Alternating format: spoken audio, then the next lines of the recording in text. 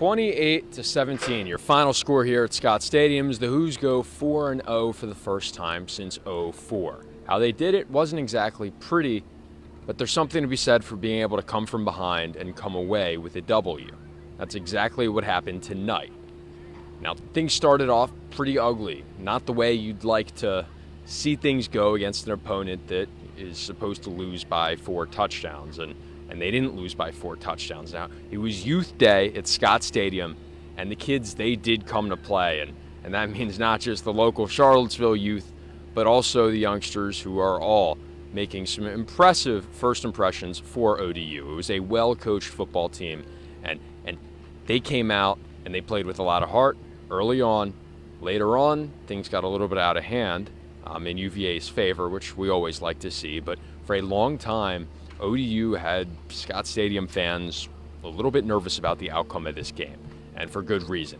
They pretty much dominated every statistical category in this game despite losing. UVA was just 1 of 11 on third downs in this one. They lost the overall yardage battle, 270 to 244, and that's with a big fourth quarter. There were 70 penalty yards on behalf of the Who's, and most important, perhaps, the time of possession battle, which usually tilts heavily in the Who's favor.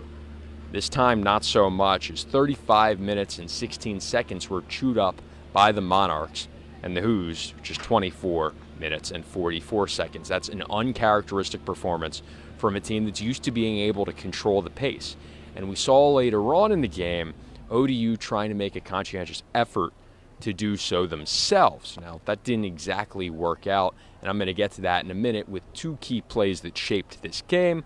But for the moment, still very important to note, UVA not able to find that same rhythm that the offense has been hoping to, and especially not until late. As I mentioned, this was a come-from-behind win. UVA was down 17-0 at one point before storming all the way back 28-17 final. 10-0 to start the first quarter. Then the Who's matched points to go 7-7 in the second quarter. A Zane Zandier interception was good for a pick 6. 7 more points in the third, and then it was finally 14-0 in the fourth, favoring the Who's. But let's take this quarter by quarter now and look at what exactly happened to lead to this outcome. First, I got to hand it to Stone Smart. The guy played smart. I'm sorry for that one. You can, well, don't turn off, but I am sorry about that. I had to. He made the passes that I pushed for him to make. I was hoping to see the UVA defense exert the pressure, make him make throws, and honestly, he did a really good job of doing that. So that was an impressive way to continue his ACC play. Maybe good things to come for the young quarterback. He was able to get things done on the ground, but I'll get to the box score a little bit later on, and you may laugh at his final in the rushing category because there were so many sacks and so much havoc, to use the keyword of the week for the UVA defense, courtesy of Coach Bronco Mendenhall. And speaking of the defense, it was Charles Snowden who's the rock breaker of this game. I would argue that Zane Zandier, maybe with his pick 6 that sort of helped to turn the tide, he would have also been a worthy rock breaker. And honestly, in this one, I think Bronco himself deserves some props. Now, the team did not play its best game. That could be attributable to a lot of things, maybe an off week of practice. As I mentioned in pregame, this is a trap game. A trap, and we saw that in the first half. But they were able to come back in the second, and a big part of why they were even in the position to do so was because of a really gutsy, excellent strategic play call from Coach Bronco Mendenhall. It was 4th and 8, ODU's territory. 4th and 2 on ODU's 8, I should say. And what he did was he spread out the offense. He pushed the receivers out there. He gave Bryce Perkins some room to operate. Now, the play looked like a bit of a breakdown because Perkins, he rolled out to his right, and he made it all the way into the end zone. Didn't look like it was by design necessarily, but I think that's exactly what Bronco had envisioned. Now, 4th and 2 is not exactly a passing opportunity, especially when you're that close to the end zone. There's not too much room for your receivers to run. It's rather congested in general, and he was probably considerate of that. when he was thinking about the best way to get those 2 yards for the first down. By spreading out the defense, forcing them to go to the receivers, Perkins had some short pass options, or, of course, the ability, as he always has, to take off and run with it. Rolling to the right was perfect. He was able to throw with pinpoint accuracy, usually to that right side, from that right side. And as we saw, he also had the burst to get into the end zone. So an incredible play call from Bronco Mendenhall. Later on, though, a questionable call, in my opinion, from Coach Bobby Wilder of the ODU Monarchs. UVA down by a touchdown, I believe, or at least at that point it was a few points. In ODU's territory, UVA was on the doorstep of a field goal. That field goal gets blocked. Brian Delaney, no good. ODU takes over the ball, and then what happens? It should be a 3-and-out. Should be a punt, probably. But 4th and short, Wilder decides to go for it. They do. And Stone Smart is taken down for no gain. And UVA takes over. 2 plays later, Wayne Talapapa with a nice touchdown run of his own. Prior to that, Bryce Perkins with a nice pass for some chunk yardage to get to the doorstep of the end zone. That's a crucial play.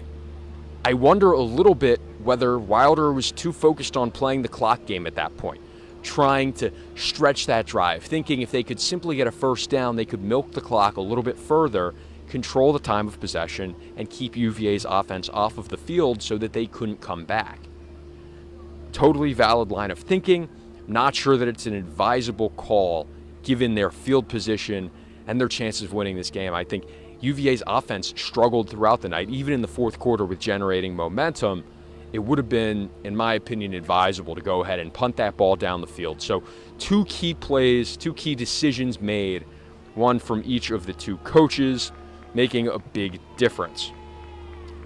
Smart, as I mentioned, I should give a little bit of a shout out here. Some busted stuff. No, not the Dave Matthews Band album, but busted coverage that we saw for his first touchdown pass of the season, which went 47 yards all the way to Matt Geiger. Blown coverage, not what you like to see out of the UVA defense, but Stone ends up finishing the night with both a touchdown pass and an interception throw. That does it for that sheet.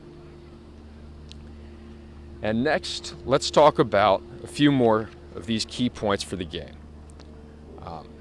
2 key calls. It was a slow start for the UVA offense, as I mentioned. At the half, they were 0 for 5 on third downs. I gave you the final in that metric, just 1 for 11. So a pretty brutal night. Fortunately, able to take advantage on 4th, as I mentioned, per some gutsy play calling by Bronco Mendenhall. They were also, at that point in time, just 66 yards of total offense into this game versus 224. So just to give you a feel for how things shaped up, there was really nothing going, no generation for this Wahoo offense until the second half.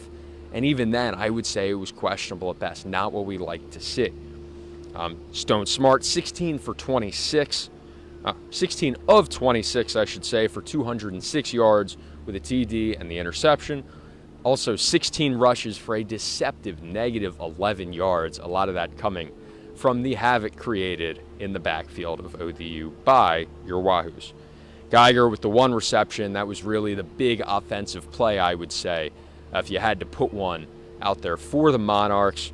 Getting to the Who side of the box score, Perkins was 15 of 24 for 175 yards. He did not throw an interception, which is progress. He did throw for a touchdown pass. He was also good for 35 rushing yards on 14 carries, scoring 1 touchdown. As I mentioned, on that 4th down, which I believe was designed madness. That's what I'm chalking that one up to.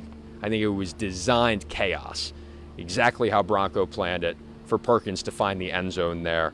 And then Wayne Talapapa, for his own, I guess, for his part, he was good for 33 yards on the ground, 11 carries.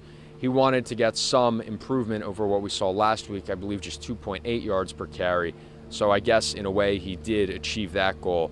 Unfortunately, the ground game not as strong as I would have liked to have seen. ODU did a really good job up front, preventing the running backs from generating any real momentum there, but he did have that punctuating touchdown pushing into the end zone. I really like his burst. Watching Talapapa, sometimes he pops straight out of the backfield and he's ready to go hit somebody on the defensive side of the ball while he's toting the rock.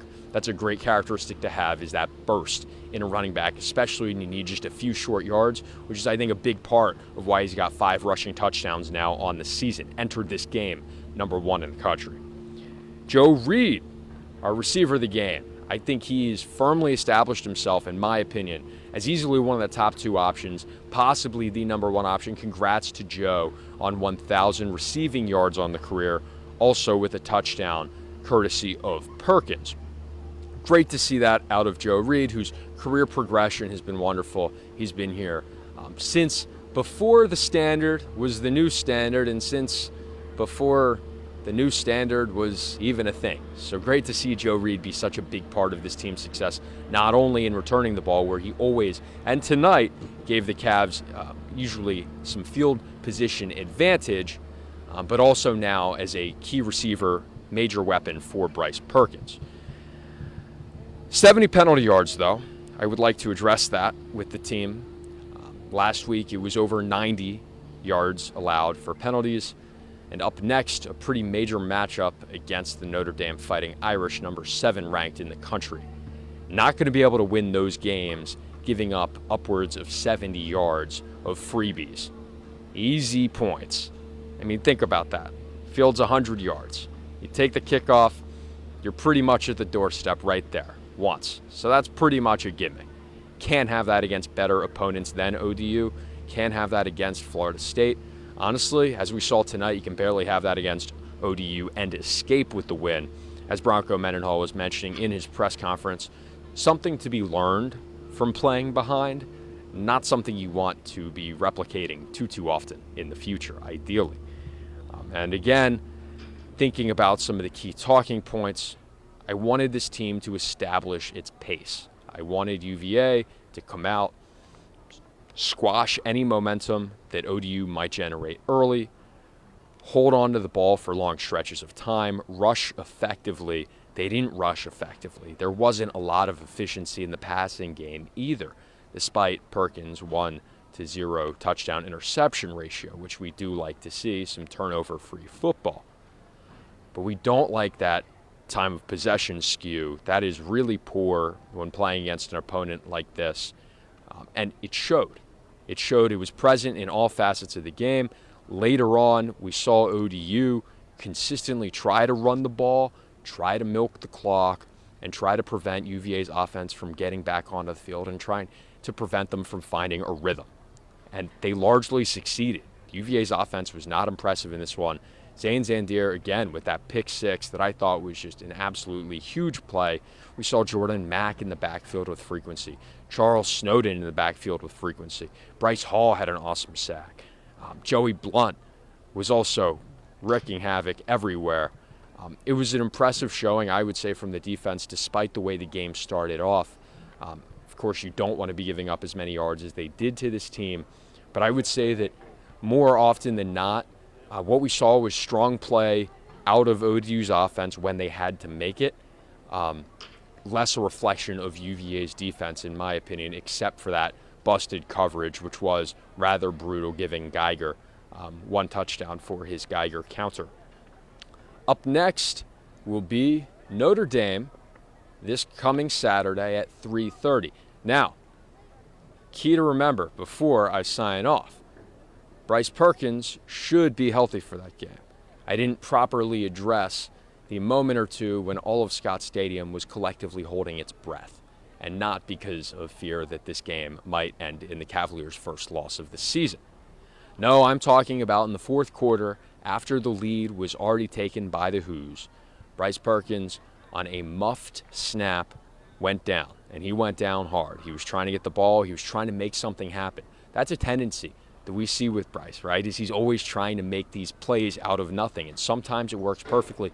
Sometimes it puts him in a tough position as a quarterback and puts UVA, in fact, in a tough position as a team, because without Perkins, we all know that this season is not in a good place. This offense will not be going too far too fast. And that was demonstrated on one play when he was out after this botched snap. He went down. He was not moving. He could not get up under his own power. Initially, he was able eventually to, and then he did return to the game.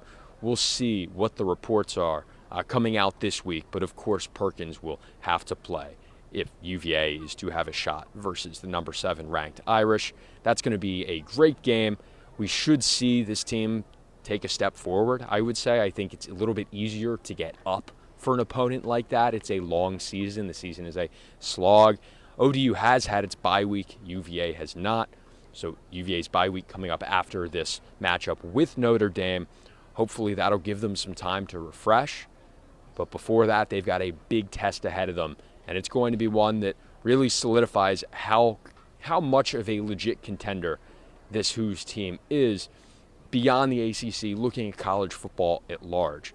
Because that's the goal here, is ultimately to get beyond just winning the Coastal or even making it into that game against probably Clemson for the ACC championship. But with eyes set upon a bigger picture, there's going to be a lot at stake here against Notre Dame, and this game's away. It's 3:30 this coming Saturday, and I think that what we should see is the results of a strong week of practice. It'll be important to see whether Perkins practices all week. That's going to be a storyline to monitor. Fortunately, I didn't have to throw the script out on this one because, I mean, if he went down overall, it would have lent a totally different tenor to tonight's broadcast. Fortunately, the team was able to escape with the win, with their starting quarterback at least quasi-intact, and with hopes intact for another win next week to start the season off 5-0. But for the moment, 4-0 for the first time since 2004. They were able to get the job done in this intra-Commonwealth matchup, the 7th of 10 teams in the Commonwealth that the Hoos have faced. I would like to hazard a guess and say they've now beat all 7. I can't confirm that with fact, but after this one, it sure seems like they could.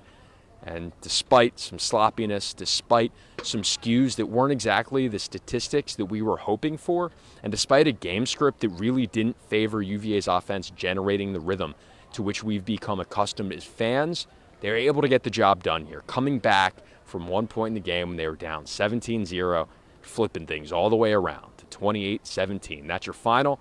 I hope you join us every time, at least for the home games right now. We appreciate you, and I appreciate Amelia Delphos here behind the camera, taking care of the computer as well. Phineas, Matt, Bryn, the whole rest of the WUVA crowd, and Jim Daves, of course, as well as the UVA athletic staff, media relations, the whole bit, the ACC network. Thank you very much to the ACC network and ESPN for giving us the opportunity to do this. It's been a lot of fun, and there's nothing like seeing a game from the press box. Just got to say, it's been so much fun, and it wouldn't happen without any of those people, and it also wouldn't happen without you. Without you guys watching, this wouldn't be possible. We would not get the go-ahead to do this.